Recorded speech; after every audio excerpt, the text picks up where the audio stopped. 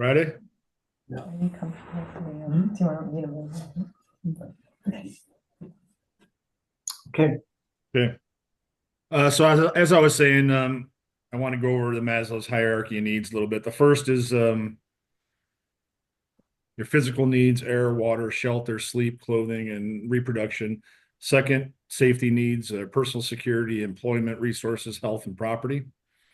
And then the third is a little different. It's love and belonging. So friendship, intimacy, family, and a sense of connection. So these are the Maslow's hierarchy needs. If you're not familiar, it's just Maslow's theory on these. It's a foundational pyramid starting with the first, second, and the third. And it's just if you buy into that theory, then it shows you how important love and belonging is in regards to uh, your hierarchy of needs for existence. So love and belonging refer to an emotional need for interpersonal relationships, um, affiliating, connectedness, and being part of a group or a sangha.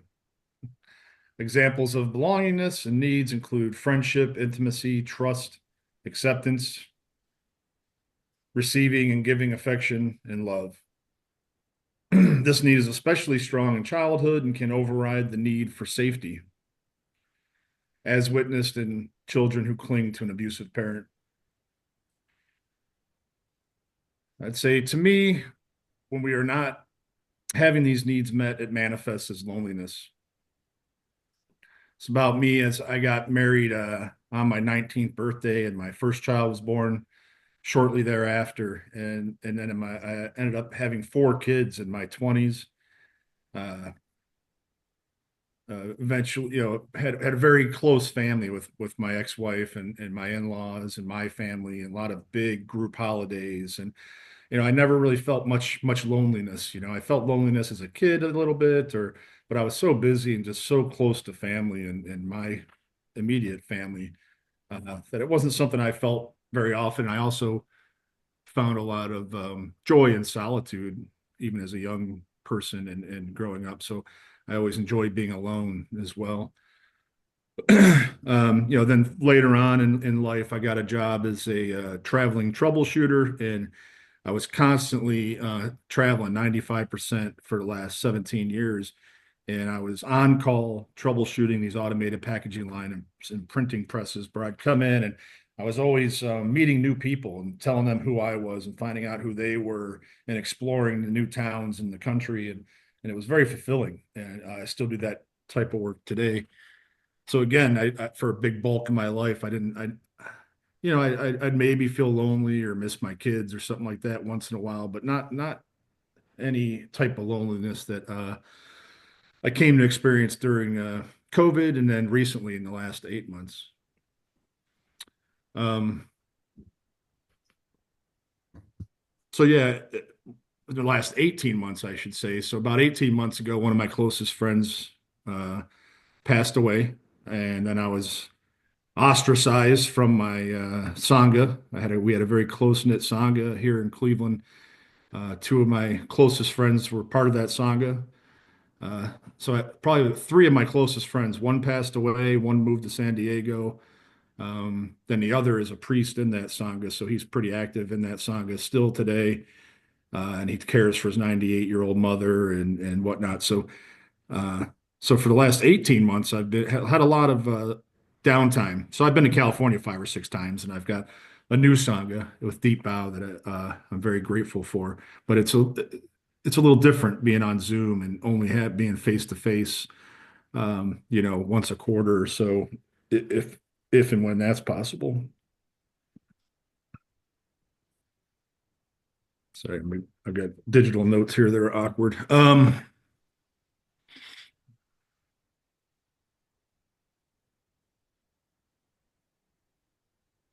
Yeah, so about 8 months ago, I switched jobs to where I was promised to have a similar type of um, travel and job function that I've had for 20 years. And when I ended up accepting the job, they stuck me in a cubicle doing entry level pricing analysis for 7 months, and I was absolutely miserable. And I wasn't seeing my friends. I didn't have a sangha, local sangha to take refuge in. Um, and I was feeling a lot of self pity and anguish about this job and not knowing when it was going to end. And that's I feel like these last 6 months, I really started to feel lonely. Like I didn't have anybody to commiserate with or to complain about my miserable job. A little bit. I've done it on here many times during my shares. So, um, but but yeah, now I think things are starting to change. I've got a new job, put my 2 weeks notice in last Monday, and this is my last week. And there's nothing like the last 2 weeks of the job after you've given notice because it's just you're getting paid to pretty much say goodbye and chill and not have any worries or carries in regards to your thing. So if you've ever quit a job, you know that feeling. It's pretty good. Um, so so another thing, I had Dokusan with Doug yesterday, and after talking to him, I decided, I'm opening a Zendo here in Cleveland. It's pretty much ready, but I haven't put the word out or done any advertising or um, invited many people over other than the initial sit. So I just decided, I'll reach out to just my some of the close friends from my old Sangha and some neighbors here that I know, and just open it up if anybody wanted to come sit this morning. And sure enough, my good buddy Chris, who's a priest at the other Zen Center, came and sat with me this morning, and it was good that we hung out and had tea for an hour or so. So already, just by kind of engaging and reaching out and opening up, I've got some contact with a close friend, and but I've also felt this opening start to happen since you know I've known that I had three job offers all at once, so I knew I was leaving. I could see a light at the end of the tunnel, and I just started feeling better about things. Started and it was kind of like hindsight. I didn't realize that I was feeling kind of depressed or lonely at the time, but now as I'm coming out of it, and I could see the loneliness is like the morning fog, like being burned away by the love of the sun, and I could just kind of see like, man, what was all that about? And it was a temporary thing.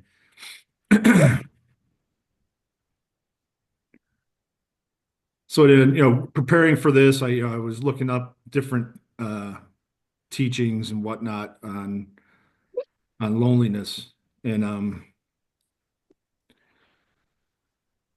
and I want to say, so studying the Dharma, taking refuge in the Sangha, being present and compassionate with others. Who has the time to be lonely? And I've got some notes I took off of writing this, where I put, in Buddhism, loneliness is viewed as a natural part of existence, arising from a sense of disconnection and attachment to a perceived separate self, but also as an opportunity for growth and understanding. By cultivating compassion, loving kindness, and mindfulness, we as Buddhists can learn to embrace loneliness and find contentment in solitude. Then I've got a Thich Nhat Hanh quote here from The Art of Embracing Loneliness. The Buddha said very clearly that home is within us and that there is an island that you have to go back to, the island of self. This is a practice, not a theory. Loneliness is the ill being of our time. We feel very lonely, even if we are surrounded by many people. We are lonely together. There's a vacuum inside of us where we don't feel comfortable. We try to fill the vacuum by connecting with other people. We have countless ways of using technology to connect with people, but they are unsuccessful. To cure loneliness, connect to yourself. Every time you sit down on a cushion, you connect with yourself. All day long, we walk, work, do chores, and lose ourselves.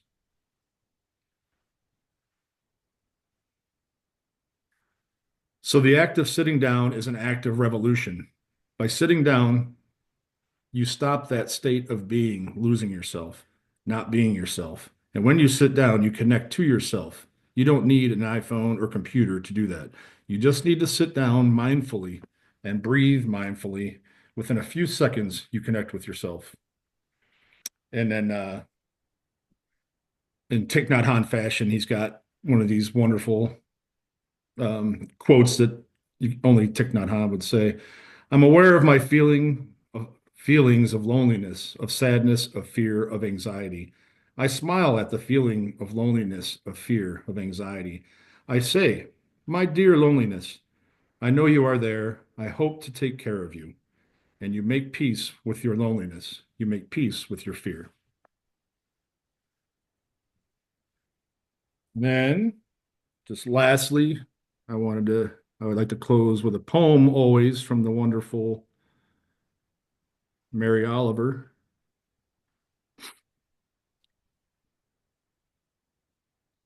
Again, Mary Oliver. And the name of the poem, aptly, is Loneliness. I too have known loneliness. I too have known what it is to feel misunderstood, rejected, and suddenly not at all beautiful.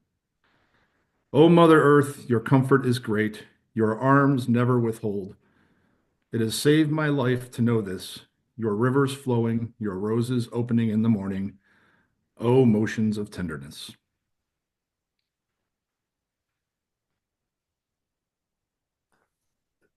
Um, Thank you, Keith.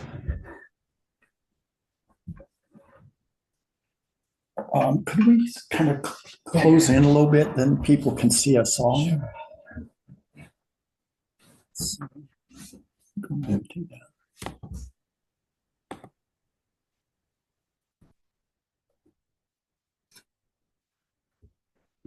Is that camera lighting? Oh, that's pretty much that's everybody. Yeah. There you go. Great.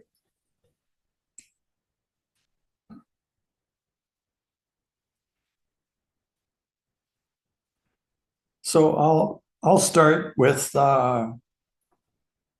thank you, Keith. Yeah, to me, it's always been important to make a distinction between aloneness and loneliness. And maybe once we've made that step into being where we like ourselves, that we enjoy our own company. We enjoy going out to play in the garden or play in the workshop, or that there's always three of us, me, myself, and I, to engage with, and then it's maybe that you talked about that being where connection begins, when we connect here first, and also how essential it is to connect with another. And it sounds like your career as a troubleshooter, a gunslinging troubleshooter, has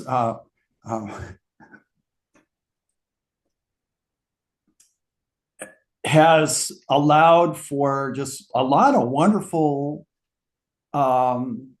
potentials showing up when we connect. Could you speak to that a little? Yeah, I think a big part, I think you're right on with the self-love, and that's why how I said I couldn't stand the Ho'oponopono when we first started. Not couldn't stand it, but the first time I heard it, I thought this is silly, but now I have a deep connection to it because it's, please, so I'm sorry, please forgive me, myself. And my job as a troubleshooter is it's something I know I'm good at, and I'm going in and I'm helping. I'm being of service, I'm being of use, I'm adding value. And I get to explore and meet new people, and it's always different. It's always challenging. But I've been doing it so long, it's just challenging enough. And I think all that, it just makes me more solid and fulfilled as a person, and makes it easier for me to be with myself, right?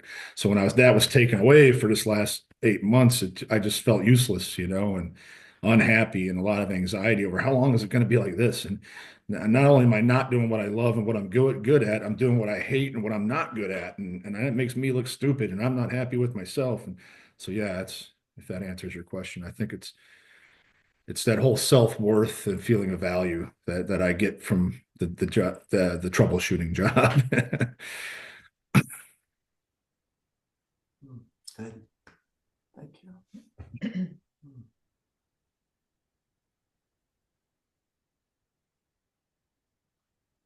One of my teachers used to say that loneliness and compassion were two wells without any bottom, and you only go as deep in one as you go in the other, that they're inextricably linked. And I think there's probably something to be said about the distinction between aloneness and loneliness, but I've always felt like there's something true there of that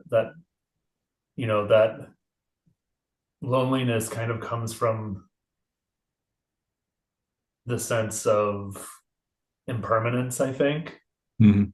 I think that's where it really stems from.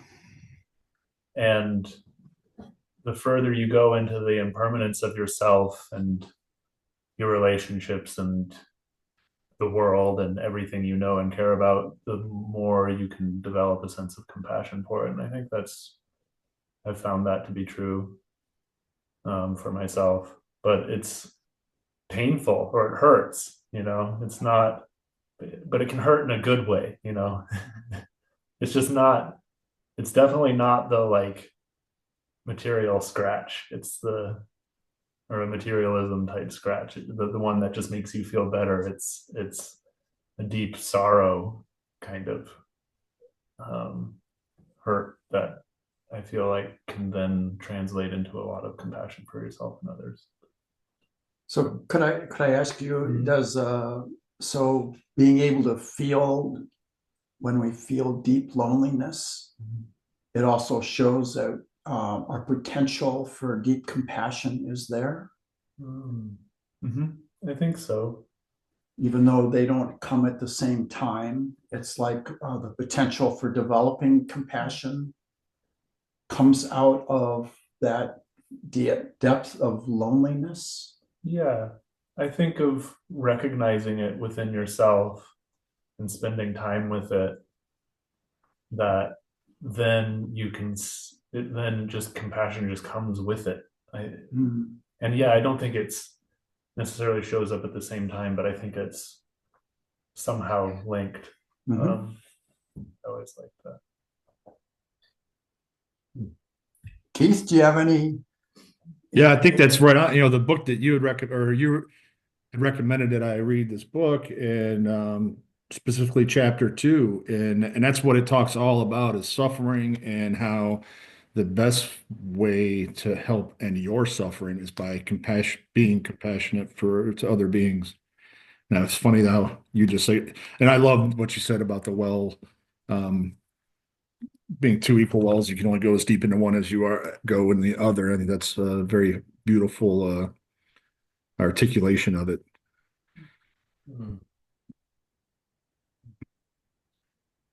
But I don't know. But I just think it goes back to, again, you can't be compassionate towards all sentient beings until you start with yourself, right? And I think that's where I still have a lot of work to do in that area, and for sure. But I think you can be compassionate to others and try, but you've got to include yourself in that compassion. And that's where I love that Ho'oponopono, where every day I say it and I really tell myself I'm sorry and thank you, and I really feel it. And I've just never been able to do that. Do you mind explaining a little more what you mean by, I'm not sure I got it, but Ho'oponopono? Oh yeah, so you're new. So we do in our daily meditation. It's a Hawaiian practice. You just put your hand on your heart and you say, "I'm sorry. Please forgive me. Thank you. I love you." And you do it 3 times, and that's the whole practice. So we've added that at the end of our meditation, and it's just this just reciting that, and to me, forgiving myself and loving myself are two things I've always had trouble doing. So just going through this at first, this is stupid. Why am I saying this? It's corny, but then I did it for real with deep bow, and it's been very, very fruitful for me.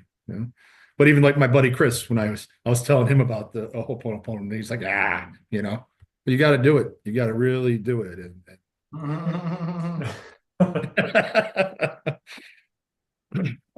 That's really neat. Thank you. Mhm.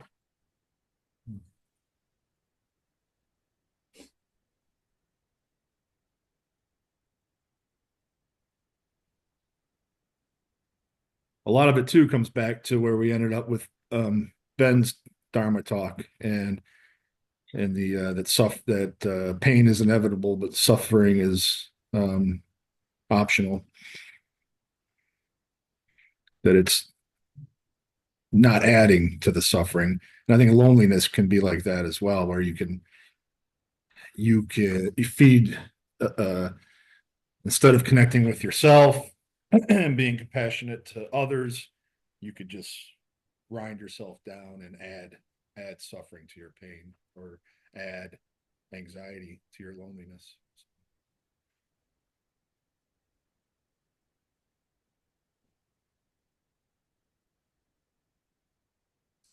We don't stop until everybody has said what has come up.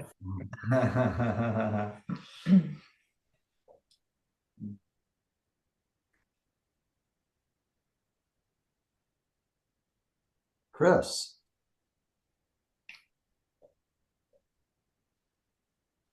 Thanks, Keith. Sure, I'm on here. Okay. Having trouble with Zoom. Um, yeah, some thoughts about loneliness. I've noticed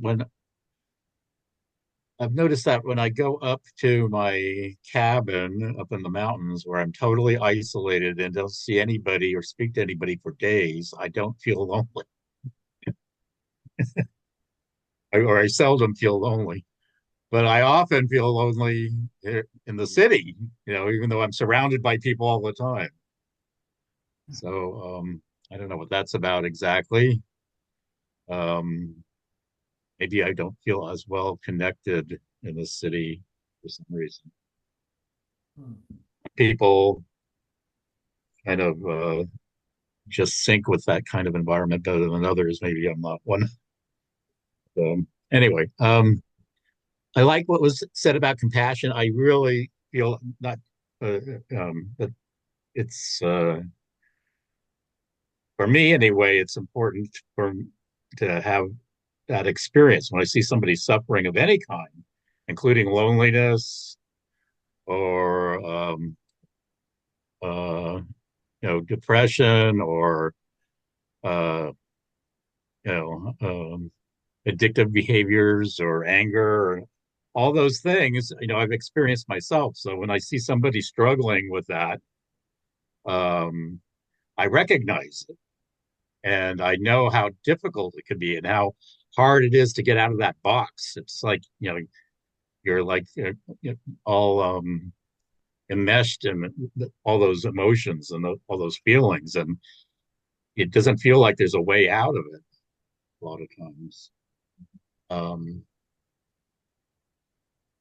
so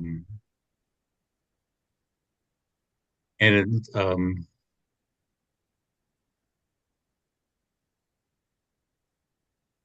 I think one's awareness might not even.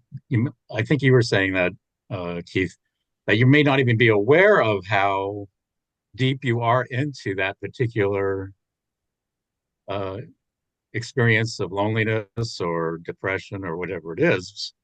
You might see it in retrospect, but you're not even that conscious of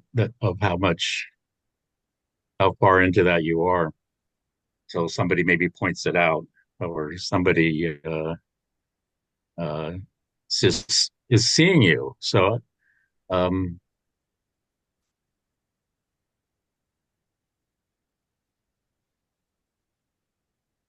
yeah, it's really helpful for me to see that in others, from the perspective of having been there at some point, and just seeing that confusion. I was just talking to a guy this week that is really deep into a lot of samsara, just a lot of depression, and a lot of, he's actually talking in a self-destructive way, and to try to help him pull out of that. And I'm not sure if I helped or not, but I think it helps just to be seen. You know, compassion, I believe, means to suffer with. So it's you're seeing that person, and you're relating to them. You're letting them know that they're isolated and having to deal with these things on their own. That somebody is connecting with them and sees what they're going through. I think is healing in itself. Anyway, thank you. Yeah, thank you. And yeah, in kind of preparation for this, I was just Google searching, Buddhist theories on loneliness, and I listened to a couple of Dharma talks and whatever on loneliness. There's not really that many of them, but the one just said that, yeah, it's that he was citing some popular medical records, whatnot, saying that loneliness is like one of the leading causes of illness, like more so than heart attack or stroke or anything else, like for death in this country, and that most people try self-medicate to take care of their loneliness with opioids or alcohol or something like that, and then that's what leads to the disease and the death and all that. So yeah, it's definitely can lead loneliness and suffering and isolation, and can lead to life-ending consequences if taken that route, right? Ben? Um, Something I've been, I've thought of several times during this conversation is it's not really loneliness that we're talking about. It's social isolation. Loneliness is the result, but like we suffer with not being connected to anyone. Mhm. And I was just reflecting because I, like several other people in this sangha, feel very good when I'm alone at home. I enjoy my space, and it's mine. And because I'm not socially isolated makes me feel good. I'm connected with myself, and because I'm connected with myself, I'm connected with all of you, and that makes me very, very happy. Thank you for your talk, Keith. Thank you, Ben. Sherry? Thank you for that, Ben, and Keith and Chris. I had kind of two different thoughts. I can link them here, but I really loved, Ben, how you just talked about the missing connection, and it's really a byproduct. And that made me really think of those two wells that were spoken about earlier. And I almost feel like that deep connection or that missing connection piece is that connection to myself. So the loneliness is just a byproduct of me not being connected with myself. And the vulnerability, if I can actually drop into that well and feel my humanity and the challenges of being alive and every day showing up and things not going the way I'm wanting.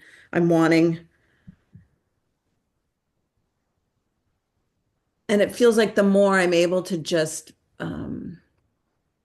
drop into that well deeper of connection with myself, and whether it's the vulnerability of loneliness or just that missing connection,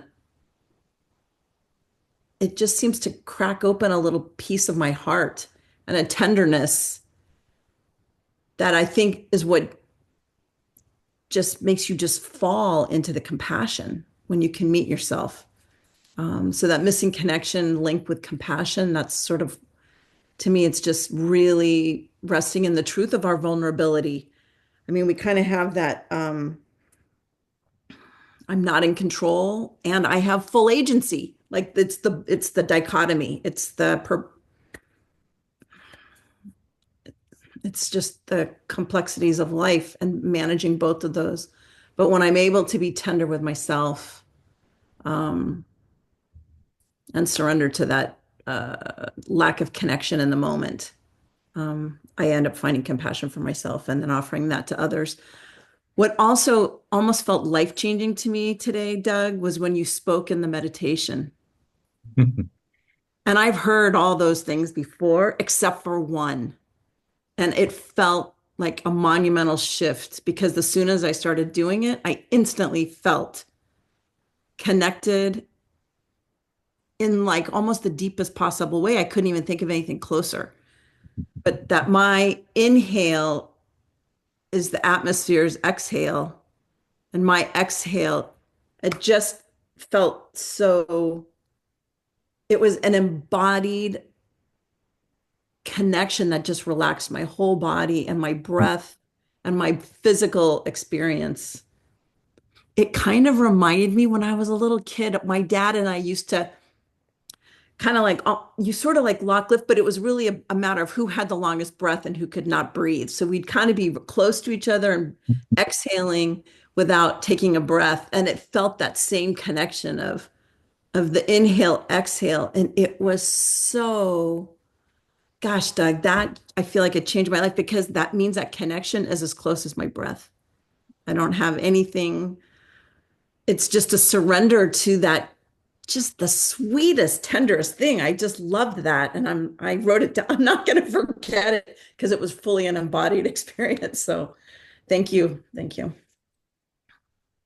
I also liked when you said, because I've heard all the analogies about, your thoughts are a cloud, you come and then they dissipate and let them go, and you just don't add to them, don't follow your thoughts, don't add to your thoughts, acknowledge them, even maybe name them, then let them go.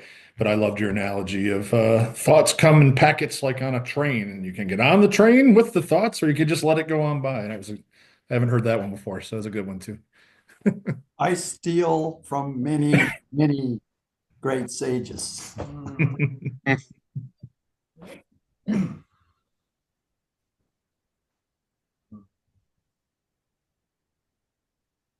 I'll throw Yeah. something in. Gretchen? I was just thinking about what you said, and I don't have my glasses. Sherry, did I say that right? Yeah. Yes. And tying together what many others have been sharing, I feel that maybe it's easy not to quite grasp how closely we're connected to other types of life besides human life. And in the case of thinking about the atmosphere, I really loved how you presented that as well, Doug. And but when we think, I'm looking in the room here, at this beautiful image of maybe some, I'm not sure what type of tree, but it's a beautiful tree with very kind of winding branches and then a lot of green leaves and then kind of cloud up above. So the reference to the atmosphere feels very palpable here in this room. And it makes me think how also, sorry, I'm just getting to know everybody, but Chris, you mentioned how you're never lonely going up to your mountain cabin. And I feel we get so much subconscious kinds of connection and other really beautiful or healing types of feeling when we're in nature. And we don't maybe generally name it so much or understand all those pathways so well, but and then the lack of those pathways in urban contexts or in a work context, where there's not really a view to nature, just even a little portal through a window or maybe even a plant in the office space, say. I've felt myself that then we are more likely to feel and maybe not understand exactly, why we're feeling less connected and maybe more isolated and things like that. So I don't know whether for others it resonates and ties in with the types of logic that we're putting out, but I feel that humanity would have, lived through most of history until very recently, really enmeshed in nature, and now sometimes we don't recognize how dramatically the world has changed for most people, and often for I don't know the group here, but all of us, we tend not to recognize maybe how dramatic that changes and how much it might affect our sense of belonging and the compassion we feel for ourselves, as well as our ability to connect with other human beings.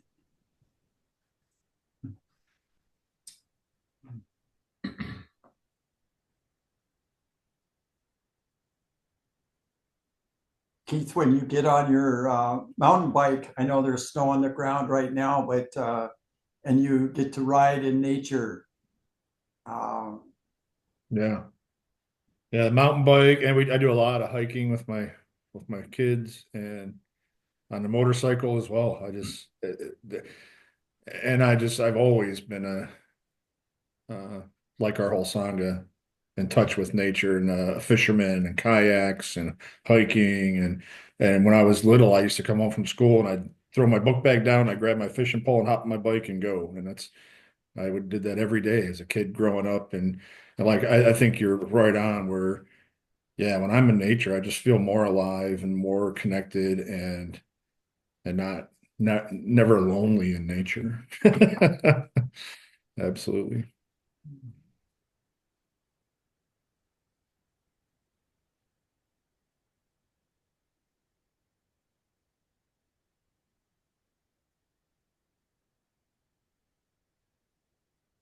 Nick? Look at he was ready. I was thinking about it.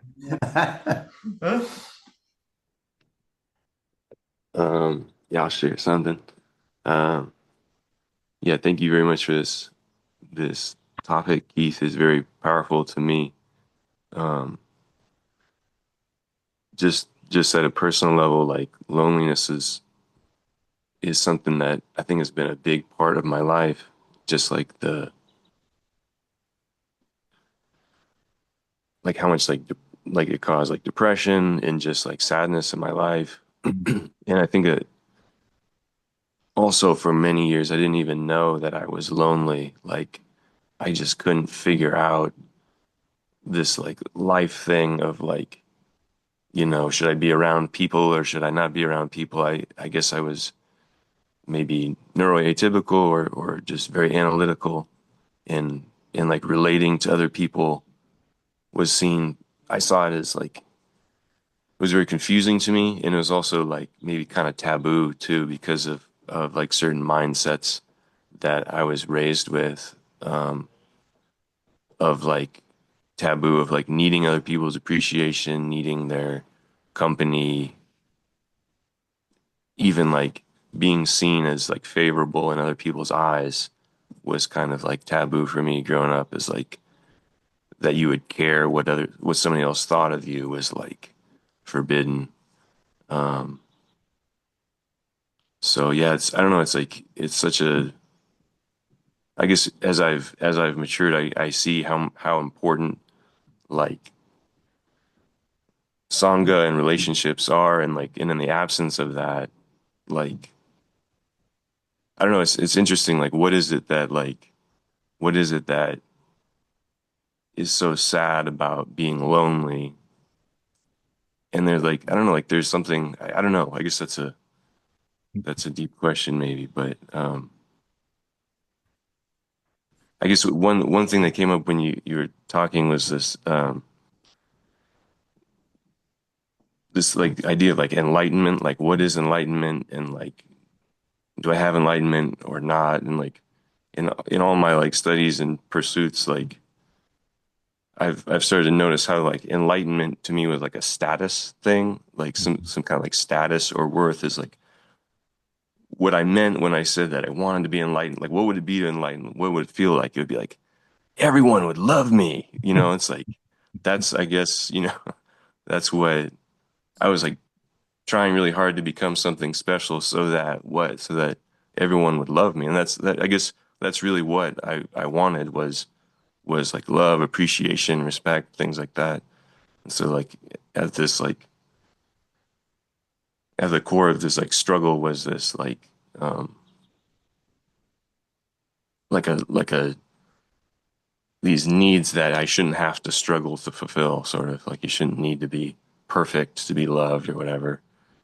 So anyway, that came up for me and your sharing too. Thank you very much. Thanks, Nick. Yeah, there's you remind me of something that's always irked me, but I've fallen prey to it myself. It's like the gaining mind or spiritual materialism, you know.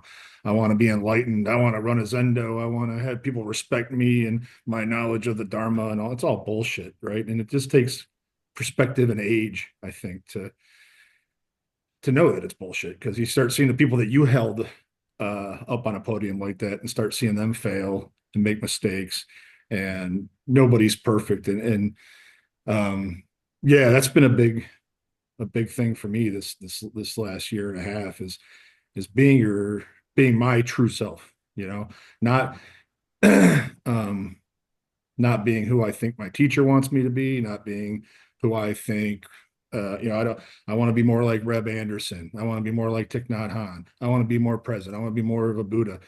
Just be your true authentic self, and that's all you can be. And then that's the Buddha, you know, for me anyway. It's that realization, and you got to remind yourself every day, because you can or especially as I identify with you as like a young man growing up, and you know, here I am giving a talk on, hey, I've been really lonely for the last 8 months, but I had delusions of grandeur of being a fucking Zen monk in a mountain somewhere completely alone, right? But now I'm whining about being lonely in the city or whatever. But yeah, I appreciate your comments very much.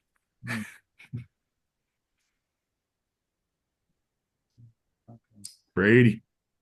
Yeah, I resonate with everything you just said for sure. But yeah, what I always feel like being myself is actually, for me, I don't know about everybody else, is actually quite, it takes so much courage. Like it feels like it's such a it feels so vulnerable, and Vulnerable, yeah. yeah, it feels very kind of like you can't go back. Like, you know. Once they know the real you, can't go Once back to that fake everybody you. knows, Yeah. yeah, yeah, it feels also, but there's also a tremendous sense of energy behind it, and tremendous sense of aliveness and freedom, and well, yeah, and then there's fear and there's anxiety around what giving up the control of who I managing myself, kind of putting myself putting together a self that's more likable or socially appropriate, maybe, or something that the public would like more. It's just like trying to be somebody. Yeah, it's starting to feel very wearing on me, and I'm just like, why not just be more fully myself, or all myself, as much as possible, and see what happens. It's not like I'm getting a whole lot out of not being myself. So you might as well take a stab at it. It's like, so yeah, it's just, and then and finding that there's just so much um yeah, it's just finding that the people you do really connect with on that level then are pretty valuable, because it's hard to find people that you can really who really like you just for the way you really are. It's kind of rare. It's rare, I feel like.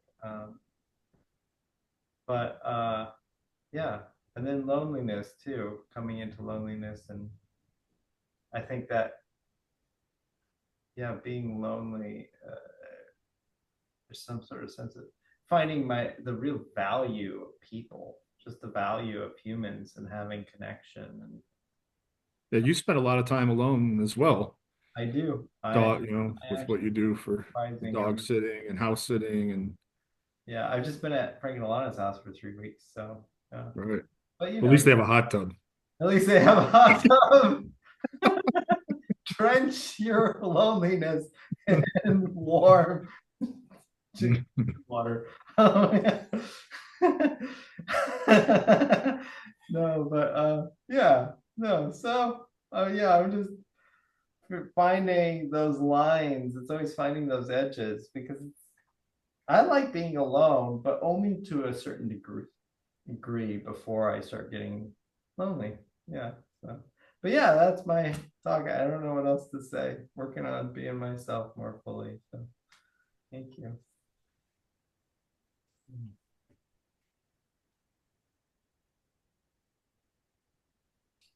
John?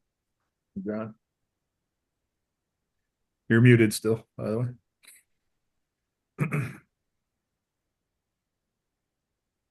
Okay, thank you. I grew up with such a wonderful life and great connection with all the people I was managing, leading, and all of my family. And in the last few months, I've come into this ALS disease, and I'm feeling suffering. I spend like 75% of my time in this room trying to catch up on sleep. And my Rachel's parents are here from Australia, and they're cooking for me occasionally. And Rachel does that. But I'm feeling suffering from heavy fatigue and a sore tummy, which is a symptom, and weight loss. But Doug mentioned he might stop by briefly and give me a hug after, which would be great. Randy did that recently, and I occasionally go visit my neighbor Roger, and I lie on his couch and rest, and I don't drink whiskey. But I am very, very hopeful that I will get stem cell treatment in the Bahamas in late April, and that might reverse this. I'm hoping for that. So, yeah, it is a form of suffering I'm experiencing.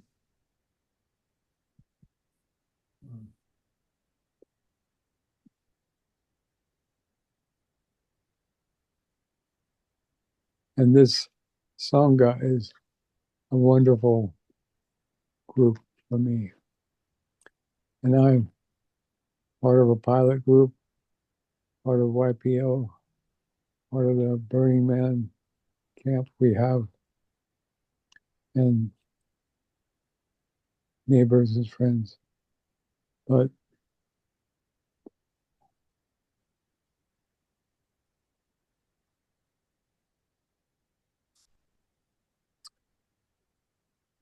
I'm not able to go to parties or concerts or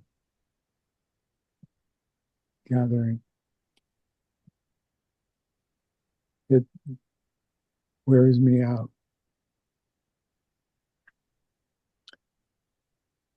Thank you, John. Thank you, John.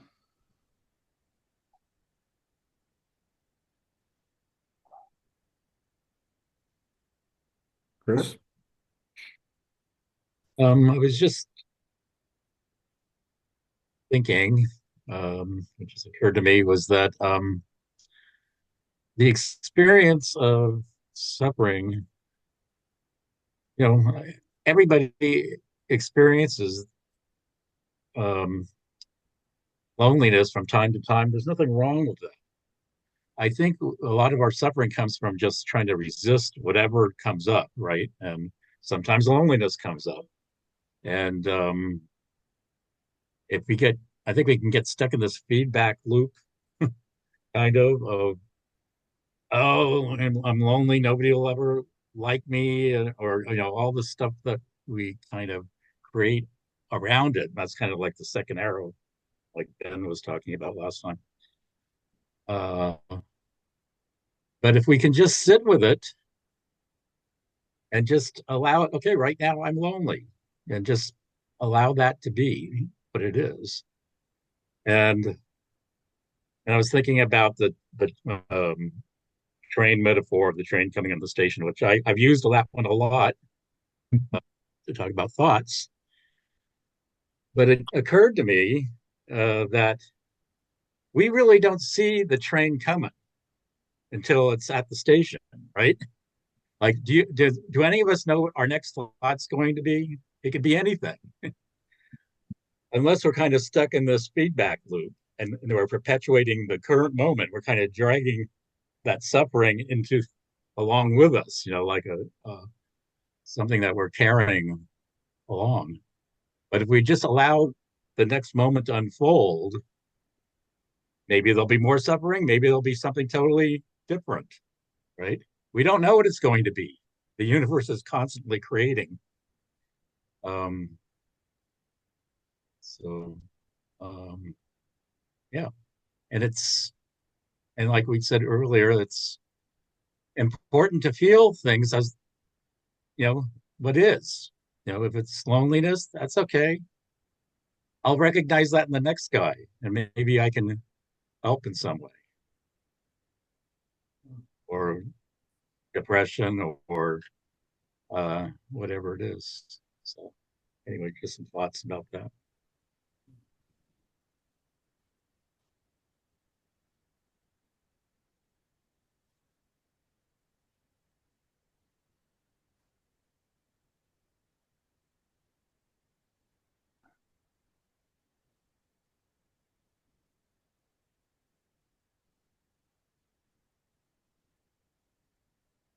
Thank you, Keith, for this vibrant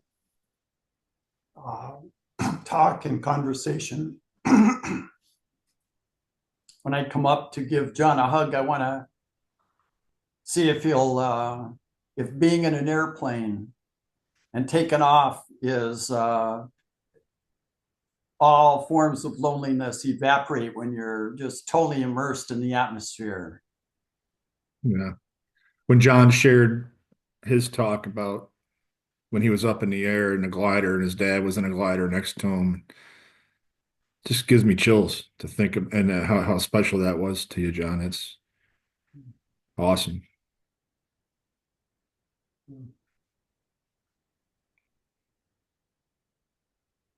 It was.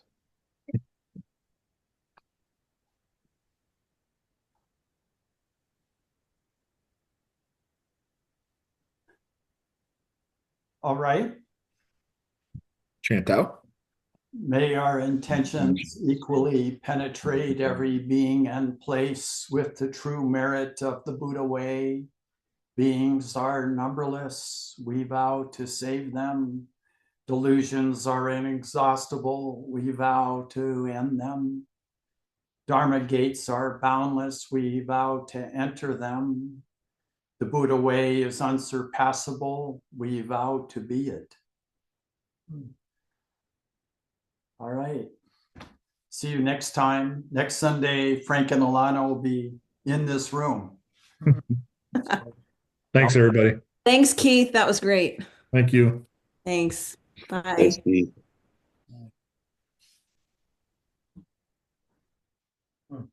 See you soon, John. See you, Ben. Thanks.